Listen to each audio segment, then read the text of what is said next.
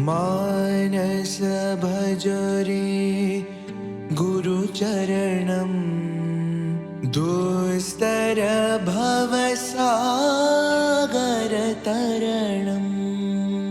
Manas भजरे गुरुचरणं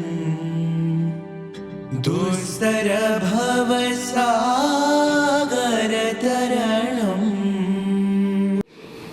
Karuna, it is so beautiful to have you here. Sairam, my pranams at Swami's lotus feet and loving Sairam to all my dear sisters and brothers. Sairam. Thank you. And I'm very honored and pleased to be here. Thank you, Karuna. The theme given to us is Nothing I Desire Compares with Thee. It's a beautiful theme which you know. Having spent some time with Swami, both of us, Yes. a few years of experience in His divine presence, experiencing His divine love. It was not easy for us to leave His physical proximity. How did you cope up with that? I would say if you've ever tasted a spoonful of honey and then someone tells you, go for stevia for the rest of your life. So it was anything but easy.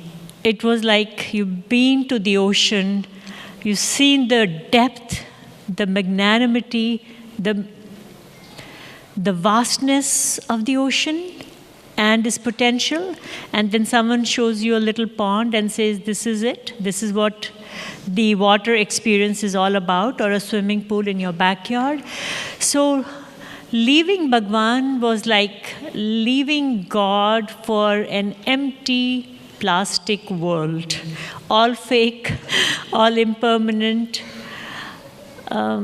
so meaningless and worthless. And actually it wouldn't have been so bad had I not tasted the love of Bhagwan Sri Satya Sai Baba and experienced it firsthand, what it is like to be in the presence of a being who makes you absolutely alive to the last molecular cellular level, and makes you realize you're nothing but a vial of God. You're an extension of God.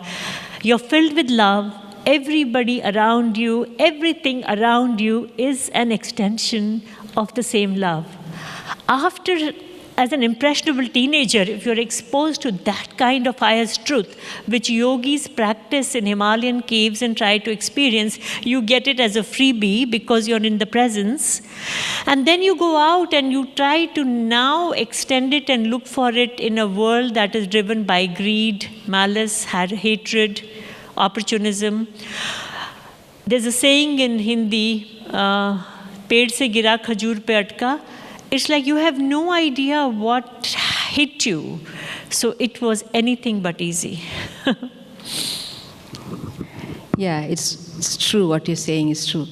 Because I'm sure we all had a sort of shock treatment when we went out of Swami's college. Absolutely. And had to face the world. Truly. And I'm sure Swami showed you a lot of experience, a lot of signs that he is always with you. Yeah? And All the time. Yeah. Because my go-to therapist, psychiatrist, counselor was obviously Swami in my heart. And initially when I went out and I was married into a very nice family who respected Swami, but they had none of their own experiences with Swami. Shortly I got married into that family. My father-in-law had a beautiful darshan of Swami in Kodaikanal, and he knew Swami was special. But it wasn't the same as being a student of Swami, right? So for me, every difficult situation that I found myself unprepared for, I would naturally turn to Swami and pray to him, much to the amusement of many people around me, because for me the world began, passed through, and ends with only the 5 words, letters SWAMI. So at every difficult moment, Swami came and you know what, I must have forgotten Swami at times too, because I was so caught up in trying to adjust to the world outside. But Swami never forgot me. And I think I got married in '87, and on 31st December, of 87 or early hours of January 1st morning of 1988, Swami gave me a very vivid dream. And in this dream, Swami, my husband and I were just struggling to settle down in Delhi at that time. Swami came and gave me a very satisfying Pad Namaskar. So you see, Manasa Bhajare Guru Charanam, those Charanams are so powerful. So in this dream, all I saw is Swami lifted his robe and I just kissed his feet and took a very satisfying, gratifying namaskar. Nicely, no rush, no hurry, not with half a hand, half my head, both the feet. And I woke up first thing in the morning and I said, Happy New Year to my husband. And I said, this year is going to be fantastic for both of us because I saw Swami in my dream and he was very happy. And he went he went to a place called Bhopal for a business meeting. And I started going to my office and on the way I met with a horrendous traffic accident where I was flung across an entire road. I hit my head against the curbside across a road, you know. I was much lighter then. and I had a major head concussion and fractured ribs and a dislocated shoulder and many cuts and bruises and stitches and whatever I required. So, you know, you'd wonder what happened here. I was supposed to have a wonderful 1988, but I tend to be very dramatic throughout my life, so everything begins with a bang. And like the Big Bang Theory, you know, I have my own Big Bang Theory happening at home. So Swami saved me, right? I'm still here, and my shoulder is repaired. If it's too cold, my ribs hurt, doesn't matter. I've had many, there's so much of medication, thanks to medical science. My head is still functioning to some extent, and I'm all right. That wasn't the last of those bangs that Swami had planned, but every time something like this was coming, I was always prepared with the good coating of grace to survive it. For that, I'm so grateful. Wonderful to hear, Karuna. She was telling whole family is known in using pun.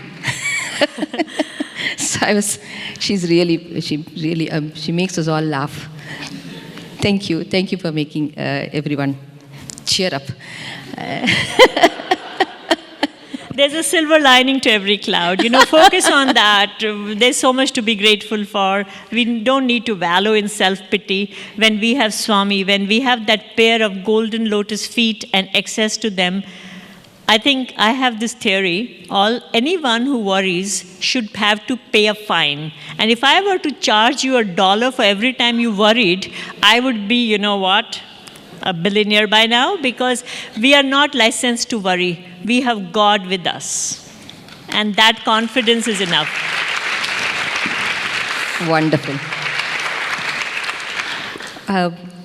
Having gone outside Prashanti for a few years, Yes. I'm sure Swami gave you all experiences and you felt his presence and you cling to him so tight that he tied the rope and pulled you back into Prashanti Nilayam. You're one of the few fortunate devotees who got back his divine presence to be in close proximity. And did you face any challenge adjusting back in Prashanti Nilayam? Okay. Part one, of course I went out. I worked, I lived and worked in the outside world, mostly in Toronto, Canada. For a bit after I left Swami's college, I lived in Delhi, and then we migrated to Toronto, Canada, where my family and I lived for a good 2 decades, 20 odd years. And during that time, I was very much doing what all of you are doing, part of the Sri Satya Sai Seva organization there, and we have a school there, and I was fully dedicated to Bhagwan's mission. I was a consecutive term secretary of the largest Sri Satya Sai Baba center in the world at that time. And just FYI, to give you a context, we had 1,300 children coming for SSE every weekend in one center. Yeah.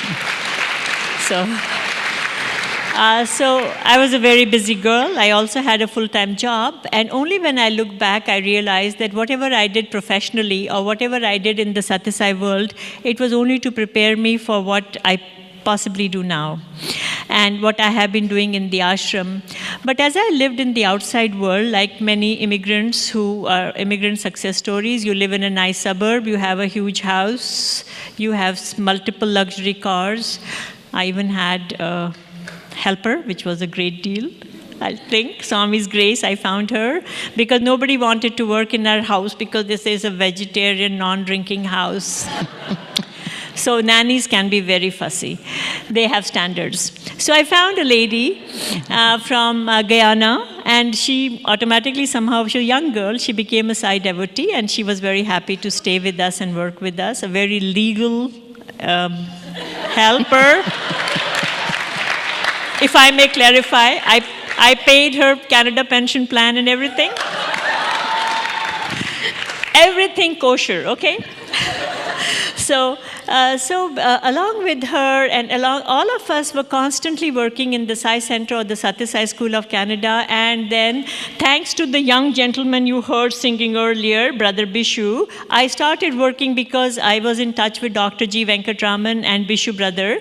I started working on their e-journal, Heart to Heart. So in the day, I would work for the Satya Sai School of Canada. At night, I would work with Bishu brother because he was online and we didn't have WhatsApp, but Gmail had a chat, and he would send me articles, and I would edit those stories and send them back with my notes. We didn't even have track changes so well developed, but I did a lot of, I assisted him in a lot of stories.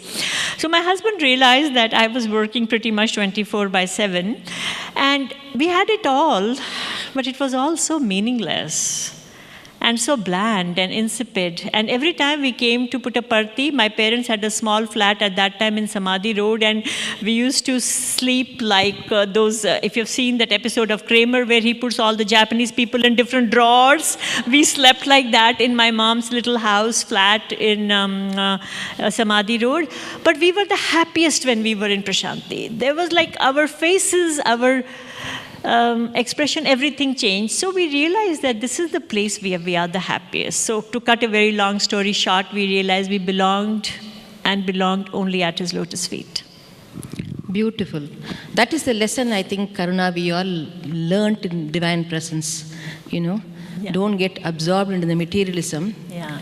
Yeah, live like a lotus leaf where the water is there. It doesn't Yeah, you stick to don't- it. yeah. So that's beautiful, and you could practice it in your life, so that when you came back, whether it was a luxury or non-luxury, you could handle it same way, which is wonderful. Thank you. Wonderful. And can I ask you one more question? Sure. Uh, There's a timer here. Countdown. There is time. There is some more time. It's like doing a NASA takeoff. Huh? We're just watching. So you came back to Bhagwan, experience his close proximity, back again, Yeah. experience his love. And again came a situation where we had to work out our physical attachment to the physical form of Bhagwan, where he dropped us and he wanted us to adjust. Yes, he flew away. And then absorb him spiritually. You know, you remember one Swami used to always tell us when we used to get a lot of Pada Namaskar. It was a freebie. Whenever Swami came, we could touch his feet, and we enjoyed pressing his feet and all that. But a time came when Swami said, stop the Pada Namaskar, and he said, Manasle Chesko. Means do the Pada Namaskar in the heart. So slowly he prepared us, of course. But how did you face that situation? Very poorly. Because when we decided to move, it was like a wave of detachment that overwhelmed my husband and I, and my little son, who wanted to study in Swami's school, and we had been going to Parthi for the prior 3 years to get admission, but every time Headmistress Auntie told us to come the following year. And my daughter had finished her studies in Puttaparthi, and she was attending the University of Toronto, and we just decided on a whim that we wanted to be with Swami. And the thought process that my husband and I had was that we just we were in our 40s, both of us. We thought we just have 10 good years with Swami because we had done our own intelligent human so-called calculation that Bhagwan is here till his 96th birthday. So we have 10, 15 years of good time with Swami. We'll enjoy his darshan, sparshan, sambhashan, company, serve him, talk to him, try to get his attention, have interactions with him, and then we'll both dust our resumes and do what everybody, all the smart people of the world do.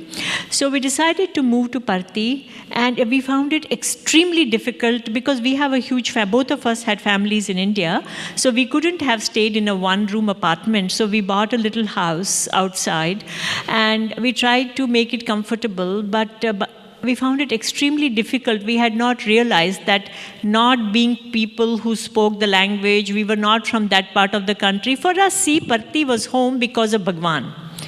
You take Bhagwan out of the equation, you go into the town, you're an alien, you're a foreigner. Many of them think I'm Greek or Italian or something. I take it as a compliment. I put on a fake accent. So in this process, we had a very hard time settling down, and as we were struggling and just trying to find our bearings and get all the plumbing done right in our house and try to not get electrocuted by the counter in the kitchen, the reason why we had left us. And nothing. It was another Easter, and the saddest day of millions of our lives, isn't it? Yours and mine. And in a moment, it was like the world had turned on its head. Somebody had sucked all the air out of your lungs till the Samadhi area was boarded and till the Mahasamadhi was constructed. You could feel the sorrow, the sadness in the sand of Prashanti, in the air of Prashanti, in everybody's hearts. We were so lost. But on July, I forget the date, maybe 9th of the same year, that is why for me Easter is a very poignant time, because thousands of years ago, the Son of God was crucified, and thousands of years later, all of us experienced the pain of crucifixion again. So, when they unveiled that Mahasamadhi on some July something of 2011, it was like a veil of sorrow just lifted. And we felt an immediate presence and connect with Swami. It was like he wanted us to know he hasn't gone anywhere. But now our mission has begun, because all these years we spoke of Swami as omniscient, omnipotent, omnipresent. We really had to walk that talk now. And we had to experience his omnipresence. We had to experience his omniscience. We had to tell ourselves, we have always said Swami is always with us. Now, where is he right now? I want to experience him now, here, just now. I have given many such challenges to Swami, and he has every time come through for me. And I'll just tell you one last thing. In those very sad days when everybody was so silent at home, in the office, in the ashram, there was nothing to talk about. There was nothing to live for. One afternoon, I went home from Radio Sai. It was very hot, maybe month of May. And I was sad as like sad can be. And I took a shower. Before going for my shower in the afternoon, I put on the air conditioner, the fan, because it was so hot. I thought I'll come out and the room will be nice and cool. As I stepped out, I chose not to wipe my face also, because I wanted that wet water to cool me down. And I just lay down thinking of Swami, tears streaming down my eyes. And I don't know when, I just fell asleep, I think, by the clock, maybe for like 5 minutes. And I saw Swami walking to big-haired, in his 40s, 50s, Swami walking towards me near Gopuram gate. Just walking like a power center, like a light towards me. And I don't know whether he went through me behind. And I just woke up and I saw the mirror, and I had this big vibhuti tika on my forehead, like from my nose till my hairline. There were so many such instances where he kept showing and telling us that he's with us. And isn't he? I'm sure you agree. Just on time. Thank you so much, Karuna. Beautiful, beautiful. So I'm sure all of us got the message that Bhagavan is with us as always. Sai Ram.